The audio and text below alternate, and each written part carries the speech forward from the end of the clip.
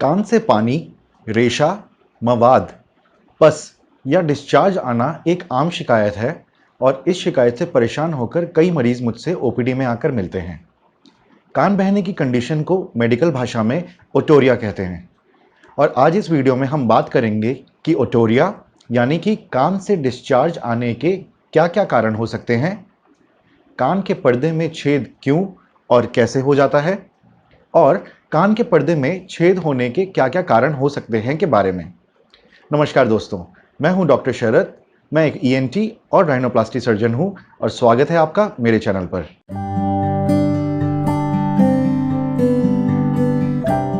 कई बार कान में होने वाले सिंपल वैक्स में ऑयल कंटेंट ज़्यादा होने की वजह से भी वो लिक्विड फॉर्म में कान से बाहर आ जाता है और मरीज परेशान होकर मेरे पास आते हैं कि उनका कान बह रहा है, पर इस कंडीशन को कान बहना नहीं कहते। लेकिन ऐसी कई कंडीशंस होती हैं जैसे कि कान के पर्दे में छेद होना, ईयर कैनाल की स्किन का इन्फेक्शन होना, जिनमें मरीज के कान से खून, पस, रेशा या डिस्चार्ज निकल सकता है। कान से डिस्चार्ज निकलना इस बात का बहुत स्ट्रॉन्ग संकेत है कि या तो कान के पर्दे में छेद हो गया है या कान के पर्दे में इन्फेक्शन हो गया है या ईयर कैनाल की स्किन में इन्फेक्शन हो गया है और इसके लिए आपको ईएनटी डॉक्टर को दिखाने की ज़रूरत है। चलिए, तो अब बात करते हैं कि यदि किसी के कान से डिस्चार्ज आ रहा है तो इसके क्या-क्या कारण हो सकते हैं। कान से डिस्चार्ज आने के दो सबसे कॉमन कारण हैं, आउटर ईयर इन्फेक्शन और मिडल ईयर इन्फेक्शन। और इन दोनों में से भी जो ज़्यादा कॉमन कारण है वो है middle ear infection. Middle ear infection को मेडिकल भाषा में ओटाइटिस मीडिया कहते हैं और आउटर ईयर इन्फेक्शन को मेडिकल भाषा में ओटाइटिस एक्सटर्ना कहते हैं। इंसानी कान तीन हिस्सों में डिवाइडेड है, आउटर ईयर यानी कि बाहरी कान, मिडल ईयर यानी कि कान का बीच का हिस्सा और इनर ईयर यानी कि अंदरूनी कान। कान के इसी बिचले हिस्से को, जिसे मिडल ईयर कहते हैं, कि इन्फेक्शन होने से कान से डिस्चार्ज आता है।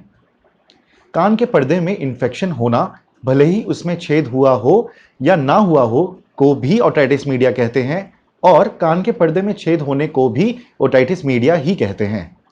तो पहले हम मिडल ईयर इन्फेक्शन के बारे में ही जानेंगे क्योंकि ये कान बहने का ज़्यादा कॉमन कारण है। तो अब हम समझते हैं कि मिडल ईयर तक इन्फेक्शन पहुंचता कैसे है, कान के पर्दे में छेद क्यों होता है और कान बहना क्यों शुरू हो जाता है के बारे में। हम सभी के शरीर में एक ऐसी ट्यूब या पाइप होती है जो कि हमारे कान को नाक और गले से जोड़ती है। इस ट्यूब को यूस्टेशियन ट्यूब कहते हैं। यूस्टेशियन ट्यूब का एक सिरा मिडल ईयर में खुलता है और दूसरा सिरा ठीक नाक के पीछे गले में। इसलिए जब भी किसी को लंबे समय तक गला खराब रहता है या जुकाम या नज़ला बना रहता है, ऐसे मरीजों को कान में भारीपन, कान में दर्द या कान से डिस्चार्ज आने की समस्या भी रहती है क्योंकि यूस्टेशियन ट्यूब के रास्ते नाक और गले का इन्फेक्शन मिडल ईयर तक पहुंच जाता है।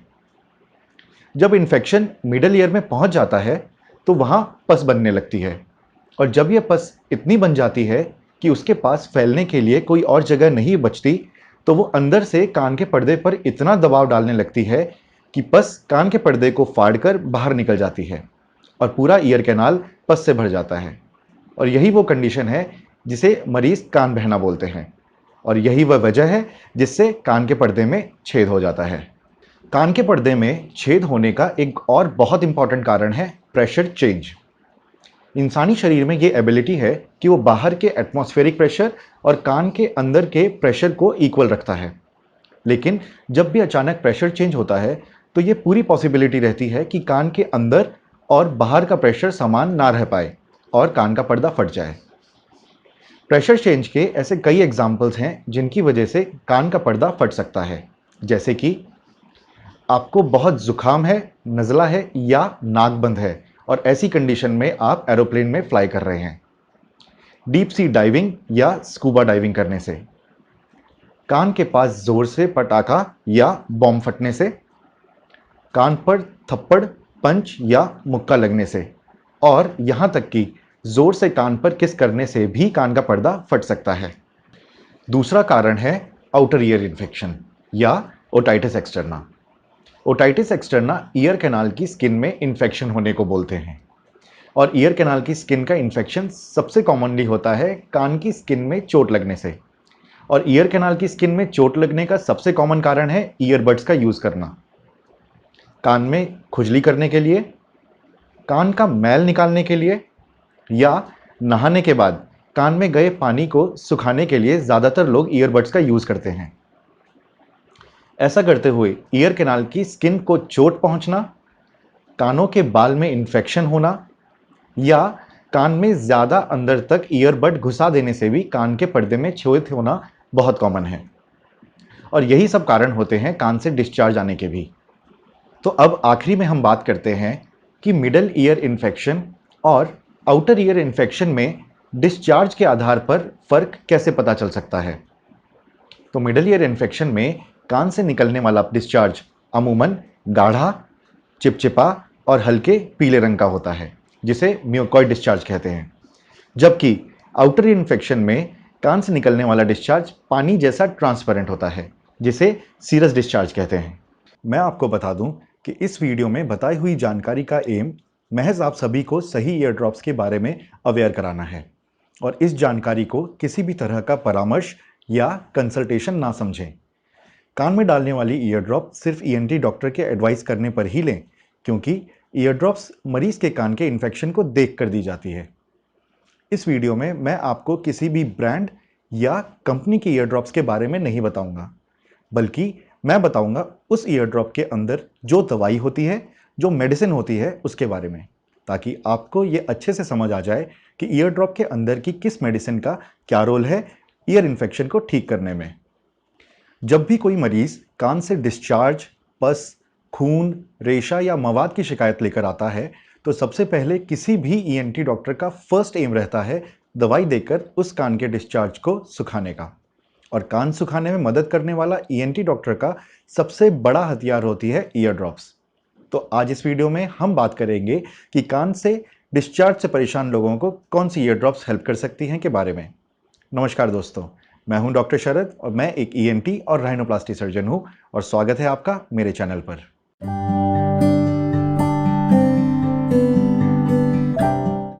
बाजार में तो कई ईयर ड्रॉप्स अवेलेबल है, लेकिन हम बात करेंगे सिर्फ कुछ ईयर ड्रॉप्स के बारे में। पहली ड्रॉप जो कि ईयर डिस्चार्ज के अगेंस्ट कामयाब है, वो है ofloxacin ear drops. Ofloxacin ear drops outer ear infection और मिडल ईयर इन्फेक्शन दोनों में ही दे सकते हैं। ओफ्लॉक्सेसिन एक एंटीबायोटिक है और कान में जाते ही ओफ्लॉक्सेसिन ईयर ड्रॉप्स कान के पर्दे का इन्फेक्शन या मिडल ईयर इन्फेक्शन को खत्म करती है और कान सुखाने में मदद करती है। जिस कान से भी डिस्चार्ज या रेशा आ रहा है, उस कान में इसकी 2 बूंदें दिन में 3 बार डाली जाती है और कम से कम 5 से 7 दिन के लिए इसका कोर्स चलता है। दूसरी ईयर ड्रॉप्स जो कि काफ़ी एंटी डॉक्टर्स ईयर डिस्चार्ज वाले पेशेंट को देना प्रेफर करते हैं, वो है सिप्रोफ्लॉक्सेसिन डेक्सामिथासोन ईयर ड्रॉप्स। इस ईयर ड्रॉप का इस्तेमाल भी दोनों आउटर ईयर और मिडिल ईयर के इन्फेक्शन होने पर कर सकते हैं। इस ईयर ड्रॉप में एक नहीं बल्कि 2 दवाइयाँ हैं, पहली सिप्रोफ्लॉक्सेसिन और दूसरी डेक्सामेथासोन। सिप्रोफ्लॉक्सेसिन एक एंटीबायोटिक है और कान में पनपने वाले बैक्टीरिया और इन्फेक्शन को खत्म करती है, जबकि डेक्सामेथासोन एक स्टीरॉयड है जो कि इन्फेक्शन के होने की वजह से कान में होने वाली खुजली, रेडनेस, कंजेशन और सूजन को कम कर देती है। इस दवाई की भी कान में 2 बूंदें दिन में 3 बार 5 से 7 दिनों के लिए डाली जाती है। तीसरे नंबर पर है क्लोट्राइमाजोल ईयर ड्रॉप्स। इस ईयर ड्रॉप्स का यूज़ ईएनटी डॉक्टर तब करते हैं जब मरीज के कान में बैक्टीरियल नहीं बल्कि फंगल इन्फेक्शन हो। ऐसा इसलिए है क्योंकि क्लोट्राइमाजोल एक एंटीफंगल दवाई है। इस दवाई की भी कान में 2 बूंदें दिन में 3 बार 7 दिनों के लिए डाली जाती है। चौथे नंबर पर एक ऐसी ईयर ड्रॉप है जिसमें 3 से 4 दवाइयों का कॉम्बिनेशन होता है और इसे एक कंप्लीट ईयर ड्रॉप भी कह सकते हैं। और ये दवाई भी ईएनटी डॉक्टर्स बहुत से मरीजों को लिखते हैं। तो इस ईयर ड्रॉप में होती है नियोमाइसिन जो कि एक एंटीबायोटिक है और इन्फेक्शन को कंट्रोल करती है, बैक्लोमिथासोन जो कि एक स्टेरॉयड है और कान में इन्फ्लामेशन, दर्द, सूजन, रेडनेस या कंजेशन को कंट्रोल करती है, क्लोट्रामाजोल जो कि एक एंटीफंगल है और फंगल इन्फेक्शन को कंट्रोल करती है, और लिडोकेन जो कि कान में दर्द से आराम देता है क्योंकि ये एक लोकल एनेस्थेटिक है, मतलब कि सुन करने की दवाई। इन सभी दवाइयों का एक ही ईयर ड्रॉप के अंदर होने की खासियत की वजह से ये ईयर ड्रॉप्स काफ़ी ईएनटी सर्जन लिखते हैं, क्योंकि मरीजों का कान सुखाने में और इन्फेक्शन कंट्रोल करने में ये कामयाब भी होती है। इस दवाई की भी कान में 2 से 3 बूंदें दिन में 3 से 4 बार डाली जाती है और कम से कम 5 से 7 दिनों के लिए इसका कोर्स चलता है। पांचवी और आखिरी ईयर ड्रॉप्स है acetic acid ear drops. Acetic acid ear drops का यूज़ उन पेशेंट्स में किया जाता है जिनमें हम हर तरह की नॉर्मली प्रिस्क्राइब की जाने वाली ईयर ड्रॉप्स ट्राई कर चुके हैं, लेकिन इसके बावजूद भी मरीज का कान गीला है और कान का इन्फेक्शन और डिस्चार्ज ठीक नहीं हो पा रहा। इन्फेक्शन होने पर ईयर कैनाल का पीएच एल्कलाइन हो जाता है और एल्कलाइन पीएच में बैक्टीरिया जल्दी ग्रो करता है, लेकिन जब हम मरीज को एसिटिक एसिड ईयर ड्रॉप्स देते हैं तो ये ईयर ड्रॉप्स कान का पीएच एल्कलाइन से बदलकर एसिडिक कर देती है। एसिडिक पीएच होने से बैक्टीरिया ग्रो नहीं कर पाता और मर जाता है, जिसकी वजह से कान का इन्फेक्शन कंट्रोल हो जाता है और पेशेंट का कान भी सूख जाता है। एसिटिक एसिड ईयर ड्रॉप्स में ग्लिसरीन या अल्कोहल जैसी सुखाने वाले एजेंट्स भी होते हैं, जो कान को सुखाने में और इन्फेक्शन को रोकने में मदद करते हैं। इस दवाई की भी 5 से 7 दिनों के लिए कान में रोज 2 बूंदें दिन में 3 बार डाली जाती हैं।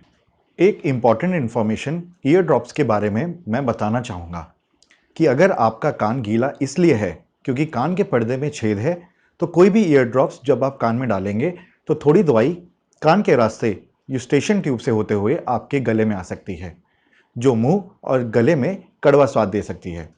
ऐसा होना बिल्कुल नॉर्मल है। और कुछ ईयर ड्रॉप्स मरीज के कान में डालते ही काफ़ी जलन भी कर सकती है। अगर ये जलन 1-2 दिन रेगुलर ईयर ड्रॉप्स डालने से बिल्कुल भी कम नहीं हो रही, तो आप इसके बारे में अपने ईएनटी डॉक्टर को बताएं। आपके डॉक्टर दवाई बदलकर दूसरी ईयर ड्रॉप्स लिख देंगे। आखिरी में एक बार फिर मैं दोहराना चाहूँगा कि इस वीडियो में बताई हुई ईयर ड्रॉप्स सिर्फ जानकारी के लिए है।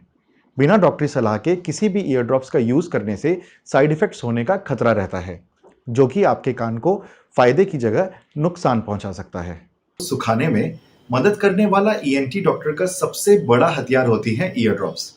लेकिन सिर्फ ईयर ड्रॉप्स डालने से कान का इन्फेक्शन कंट्रोल नहीं होता। इन्फेक्शन कंट्रोल होता है ईयर ड्रॉप्स को सही तरीके से डालने से। इसलिए आज हम इस वीडियो में बात करेंगे कि एडल्ट्स के कान में और बच्चों के कान में दवाई डालने का सही तरीका क्या है और ईयर ड्रॉप्स डालते हुए क्या क्या सावधानी बरतनी चाहिए के बारे में। नमस्कार दोस्तों, मैं हूं डॉक्टर शरद और मैं एक ईएनटी और राइनोप्लास्टी सर्जन हूं और स्वागत है आपका मेरे चैनल पर।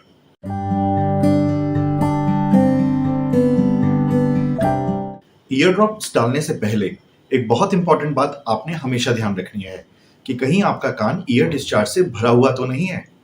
अगर ऐसा है तो हल्के हाथ से बिल्कुल साफ टिश्यू या रुई से ईयर कैनाल के बाहर से डिस्चार्ज क्लीन कर लें। ऐसा करने से यह सुनिश्चित हो जाता है कि ईयर ड्रॉप्स कान के अंदर ईयर ड्रम तक पहुंचेगी और इन्फेक्शन कंट्रोल करने में मदद करेगी।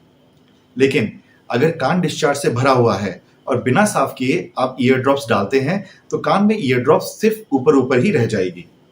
दूसरी इंपॉर्टेंट बात यह है कि अगर सर्दियों का मौसम चल रहा है या आप शिमला, मसूरी, मनाली, लद्दाख जैसे ठंडे इलाकों में रहते हैं तो कान में डालने से पहले ईयर ड्रॉप्स की बोतल को अपनी हथेली के बीच 30 से 40 सेकंड के लिए रगड़ लें। ऐसा इसलिए किया जाता है ताकि बोतल के अंदर ईयर ड्रॉप्स को इंसानी बॉडी टेम्परेचर पे लाया जा सके। अगर हम ईयर ड्रॉप्स को बिना हथेलियों में रगड़े सीधा कान में डालते हैं तो कान में ईयर ड्रॉप्स की ठंडी बूंदें जाने से मरीज को चक्कर आ सकते हैं। तीसरा स्टेप है अपने सिर को इस तरह एक तरफ झुकाएं ताकि इन्फेक्टेड कान ऊपर की तरफ हो। चौथा स्टेप है ईयर ड्रॉप्स की बोतल को ईयर कैनाल से उचित दूरी पर पकड़ें। ईयर ड्रॉप्स की बोतल का वो हिस्सा जिससे ईयर ड्रॉप्स निकलती हैं उसे नोजल या ड्रॉपर कहते हैं। इस बात का जरूर ध्यान रखें कि कान में ईयर ड्रॉप्स डालते वक्त नोजल ईयर कैनाल को बिल्कुल भी ना छुए। अगर नोजल ईयर कैनाल को छू लेता है तो इस बात के बहुत ज्यादा चांसेस है कि कान का डिस्चार्ज या पस उस नोजल पर भी लग जाए और इन्फेक्शन बोतल के अंदर जाकर ईयर ड्रॉप्स को कंटामिनेट या दूषित कर दे। पांचवें स्टेप में हम बात करते हैं कि ईयर ड्रॉप्स डालते वक्त कान को पकड़ने का सही तरीका क्या है। इंसानी ईयर कैनाल बिल्कुल सीधी या स्ट्रेट नहीं है, बल्कि ये थोड़ी सी एस शेप में है। इसलिए ईयर ड्रॉप्स डालते वक्त एडल्ट्स अपने कान को ऊपर, पीछे और बाहर की तरफ खींचें और फिर ईयर ड्रॉप्स टपकाएं। और यदि ईयर ड्रॉप्स 3 साल से कम उम्र के छोटे बच्चों के कान में डाल रहे हैं तो माता पिता में से एक जन बच्चे के सिर को पकड़ ले और दूसरा बच्चे के ईयरलोब को नीचे, पीछे और बाहर की तरफ खींचे और फिर ईयर ड्रॉप्स टपकाएं। ऐसा करने से कान की बूंदों को आसानी से कान के पूरा अंदर तक जाने में मदद होती है। एक बार फिर समझ लें कि एडल्ट्स अपने कान को ऊपर, पीछे और बाहर की तरफ खींचे और बच्चों में ईयर लोब को नीचे, पीछे और बाहर की तरफ खींचें। अगर ये सब फॉलो करने के बावजूद आपको लगता है कि अभी भी ईयर ड्रॉप्स कान में पूरा अंदर तक नहीं जा रही है, तो आप एक टेक्निक यूज कर सकते हैं जिसे कहते हैं ट्रेगल पंपिंग। कान में ईयर ड्रॉप्स डालने के बाद आप बाहरी कान के इस हिस्से, जिसे ट्रेगस कहते हैं, को बिल्कुल हल्के हाथ से दबाएं और छोड़ें, दबाएं और छोड़ें। ऐसा कम से कम 4-5 बार किया जा सकता है। ऐसा करने से कान के अंदर एक पंपिंग फोर्स बनती है जो ईयर ड्रॉप्स को कान के बिल्कुल अंदर तक पहुंचने में मदद करती है और दवा ईयर ड्रम तक पहुंचकर अच्छा असर करती है। ईयर ड्रॉप्स डालने के बाद 3 से 5 मिनट उसी पोजीशन में लेटे रहें। 3 से 5 मिनट बाद करवट लेने पर या उठकर बैठने पर थोड़ी ईयर ड्रॉप्स कान से बाहर आ सकती है। इससे परेशान होने की बिल्कुल जरूरत नहीं है। कान में रुई लगा लें और जब उस रुई में कान से बाहर आने वाली एक्स्ट्रा दवाई पूरी एब्जॉर्ब हो जाए तो उस रुई को फेंक दें। अब बात करते हैं कि इन ईयर ड्रॉप्स को उपयोग करने से पहले और उपयोग करते समय क्या सावधानी बरतनी चाहिए के बारे में। पहला, ईएनटी डॉक्टर से कान का चेकअप कराएं और उसकी एडवाइस करने पर ही ईयर ड्रॉप्स लें। बिना डॉक्टरी सलाह के कोई भी ईयर ड्रॉप्स सीधा केमिस्ट की दुकान से खरीद कर कान में ना डालें। यूज करने से पहले ईयर ड्रॉप्स की एक्सपायरी डेट जरूर चेक कर लें। ईयर ड्रॉप्स को उसकी बॉटल पर लिखे हुए टेम्परेचर के अनुसार ही स्टोर करें और लाइट और मॉइस्चर से बचाएं। अगर कोई ईयर ड्रॉप कभी आपको एलर्जी कर चुकी है तो उस ईयर ड्रॉप्स का नाम याद रखें और डॉक्टर को जरूर बताएं। अगर ईयर ड्रॉप्स यूज करने के बावजूद ईयर की कंडीशन में कोई सुधार नहीं आ रहा है तो अपने ईएनटी डॉक्टर को जाकर जरूर दिखाएं। जैसे कि पिछली वीडियोस में हम ऑलरेडी ये डिस्कस कर चुके हैं कि कैसे मिडल ईयर इन्फेक्शन कान से डिस्चार्ज आने का सबसे बड़ा कारण होता है। कान के पर्दे में छेद क्यों होता है, इन्फेक्शन की वजह से गीले कान को सुखाने के लिए कौन सी बेस्ट ईयर ड्रॉप्स मार्केट में अवेलेबल हैं और ईयर ड्रॉप्स को कान में डालने की सही टेक्निक क्या है के बारे में। आज इस वीडियो में हम बात करेंगे कि कान में होने वाला मिडल ईयर इन्फेक्शन कितने प्रकार के होते हैं, उनमें फ़र्क कैसे पता चलता है और कान के पर्दे में यदि छेद है तो इसका इलाज कराना ज़रूरी क्यों है। नमस्कार दोस्तों, मैं हूं डॉक्टर शरद और मैं एक ईएनटी और राइनोप्लास्टी सर्जन हूं और स्वागत है आपका मेरे चैनल पर।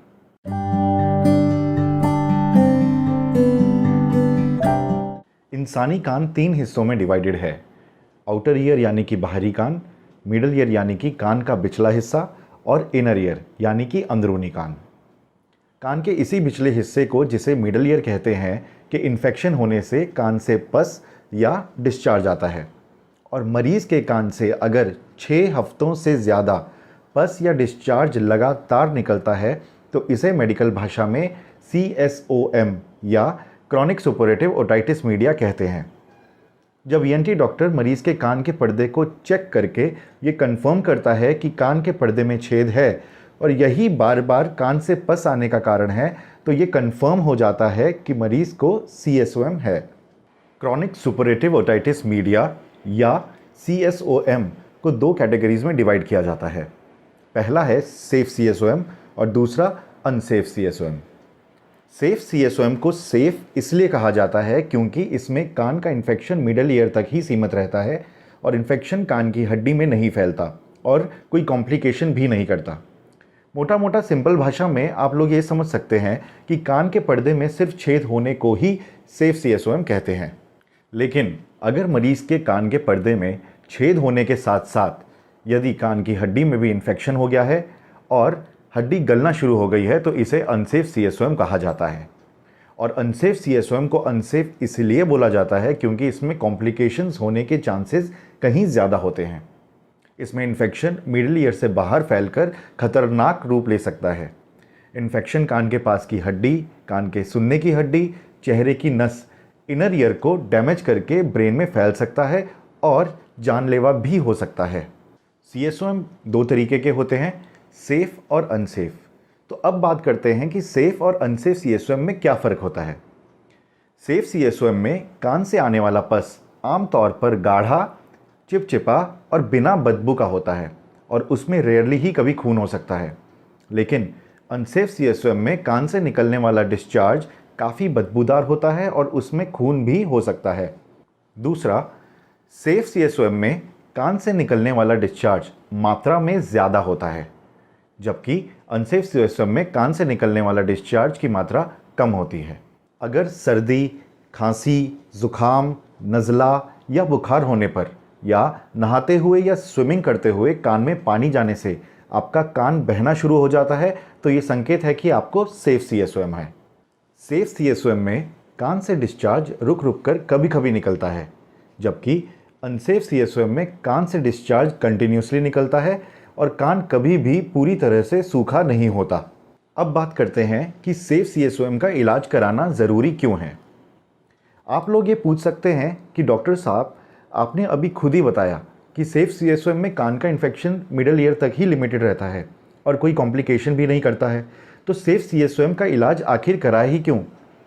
इसका इलाज कराना इसलिए ज़रूरी है क्योंकि अगर मरीज़ सेफ CSOM का इलाज नहीं लेता या ऑपरेशन नहीं कराता तो मरीज़ को हमेशा कान में दर्द बने रहने का और कान ज़िंदगी भर गीला रहने का खतरा बढ़ जाता है। और तीसरा, अगर आगे जाकर जब मरीज़ की उम्र ज़्यादा हो जाती है और मरीज़ को कम सुनाई देने के लिए हियरिंग एड यूज़ करने की नौबत आती है तो मरीज़ के कान के पर्दे में छेद होने की वजह से और कान गीला रहने की वजह से हियरिंग एड भी ढंग से काम नहीं कर पाती और मरीज़ को परमानेंट हियरिंग लॉस हो जाता है और मरीज़ को बहरा घोषित कर दिया जाता है। आखिरी में बात करते हैं कि अनसेफ CSOM का इलाज कराना ज़रूरी क्यों है और वो क्या कॉम्प्लिकेशंस हैं जो अनसेफ CSOM में हो सकती हैं जिनकी वजह से इसे अनसेफ बोला जाता है। तो अगर मरीज़ को कान बहने की दिक्कत काफ़ी समय से है और कान से हमेशा बदबूदार डिस्चार्ज कंटिन्यूसली निकलता रहता है, डिस्चार्ज के साथ खून आता है, सुनने में कमी रहती है, तो ये सब इसी बात की ओर संकेत करता है कि मरीज़ को अनसेफ CSOM हो सकता है। और अनसेफ CSOM में जो कॉम्प्लिकेशन हो सकती हैं जिनके होने की वजह से इसे अनसेफ CSOM नाम दिया गया है, वो हैं, पहला है मैस्टोइडाइटिस, यानी कि कान के पीछे की हड्डी में पस या मवाद होने की वजह से सूजन और दर्द होना। दूसरा है फेशियल नर्व पैरालिसिस, यानी कि जिस तरफ के कान में अनसेफ CSOM है उसी तरफ की साइड पर चेहरे पर लकवा या पैरालिसिस हो जाना। तीसरा है लेब्रेंथाइटिस, यानी कि मरीज़ को तेज़ चक्कर आना। कुछ केसेस में चक्कर इतने तेज़ हो सकते हैं कि मरीज़ को उल्टियाँ शुरू हो जाएं और वो चलना तो दूर सीधा खड़ा भी ना हो पाए। चौथा है बीमारी का ब्रेन में फैल जाना और मरीज़ को दिमागी बुखार हो जाना, जिसे मेडिकल भाषा में मेनिंजाइटिस कहते हैं, या ब्रेन में पस इकट्ठा हो जाना, जिसे मेडिकल भाषा में ब्रेन एब्सेस कहते हैं। यदि बीमारी ब्रेन में फैल जाती है तो ये बीमारी जानलेवा रूप ले सकती है और मरीज़ को इस कॉम्प्लिकेशन की वजह से डेथ भी हो सकती है। यहाँ मैं आप सभी को बहुत साफ बता दूं कि इन 4 कॉम्प्लिकेशंस के अलावा ऐसी कई कॉम्प्लिकेशंस हैं जो अनसेफ CSOM की वजह से हो सकती हैं। इसलिए आपका ये जानना ज़रूरी है कि यदि ऐसा कोई भी मरीज़ जिसे हमेशा कान से बदबूदार डिस्चार्ज आता है, डिस्चार्ज के साथ खून आता है, सुनने में कमी रहती है और ऐसे मरीज़ को यदि कान के पीछे सूजन आ जाए, मुंह टेढ़ा हो जाए, तेज़ चक्कर आने लगे, तेज़ सिर दर्द हो, कंटिन्यूस उल्टियाँ शुरू हो जाएं या गर्दन में दर्द और स्टिफनेस हो जाए, तो आप समझ जाएं कि मरीज़ को अनसेफ CSOM है और उसने ENT डॉक्टर को दिखाने में लेट कर दिया है और बीमारी कान से बाहर फैल चुकी है। ऐसे मरीज़ को तुरंत हॉस्पिटल में दाखिल कराएं ताकि कॉम्प्लिकेशन के अनुसार ENT सर्जन या ज़रूरत पड़ने पर न्यूरो सर्जन भी साथ में मिलकर मरीज़ का इलाज कर सकें। तो आज इस वीडियो में मैंने आपको सेफ CSOM और अनसेफ CSOM के बारे में, उनमें फ़र्क कैसे पता चलता है के बारे में और CSM चाहे सेफ हो या अनसेफ हो, का इलाज कराना ज़रूरी क्यों है के बारे में सभी जानकारियाँ डिटेल से बताने की पूरी कोशिश करी है। फिर भी अगर मैंने कोई चीज़ मिस कर दी है या आपके मन में कोई क्वेश्चन है तो नीचे कमेंट सेक्शन में आप बेझिझक मुझसे पूछ सकते हैं। मैं सभी का रिप्लाई देने की पूरी कोशिश करूँगा। यदि आपका मेरे चैनल के लिए कुछ सुझाव है तो भी आप उन सुझावों को कमेंट सेक्शन में लिख सकते हैं। अगर आपको चैनल पसंद आ रहा है और चैनल का कंटेंट यूज़फुल लग रहा है तो आप चैनल को सब्सक्राइब करें और बेल आइकन ज़रूर दबाएं। इससे आने वाली सभी नई वीडियोस की जानकारी आपको मिलती रहेगी। धन्यवाद।